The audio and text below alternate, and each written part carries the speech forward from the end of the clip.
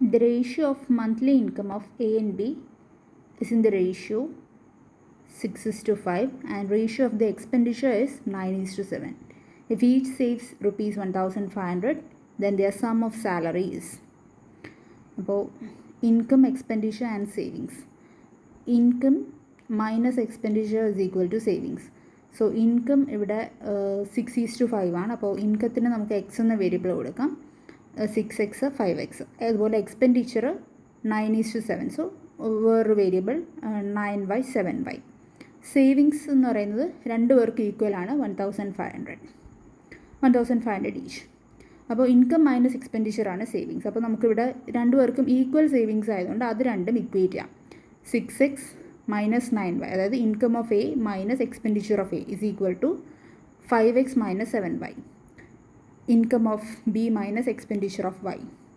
അപ്പോൾ 6x നമുക്ക് എക്സിൻ്റെ ടേംസ് ഒരു സ്ഥലത്ത് കൊണ്ടുവരാം, വൈയുടെ ടേംസ് മറ്റു സ്ഥലത്ത്. So 6x minus 5x is equal to മറ്റേ സൈഡിൽ RHSൽ പോകുമ്പോൾ മൈനസ് 7y, ഇപ്പുറത്തെ മൈനസ് 9y അങ്ങോട്ട് പോകുമ്പോൾ plus 9y. X is equal to 2y എന്ന് കിട്ടും. പിന്നെ X is equal to 2y, അപ്പം നമുക്കത് കിട്ടും. ഇനി നമുക്ക് ഇത് ഫസ്റ്റ് ഇക്വേഷനിൽ 6x minus 9y is equal to, നമുക്ക് എക്സിന് പകരം 2y കൊടുക്കാം. So 6x minus 9y, 6 into എക്സിന് പകരം 2y, 6 into 2y minus 9y, 12y minus 9y is equal to 3y എന്ന് കിട്ടും. അപ്പോൾ നമുക്ക് 3y എന്ന് പറയുന്നത് സേവിങ്സ് അല്ലേ, സേവിങ്സ് നമുക്ക് 1500 എന്ന് തന്നിട്ടുണ്ട്, 3y 1500. അപ്പോൾ y എന്ന് പറയുന്നത് 500.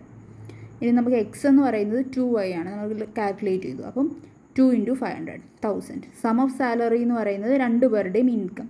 അപ്പം എയുടേത് 6x, ബിൻ്റെത് 5x. So 6x plus 5x 11x, 11 into 1000, 11,000 rupees.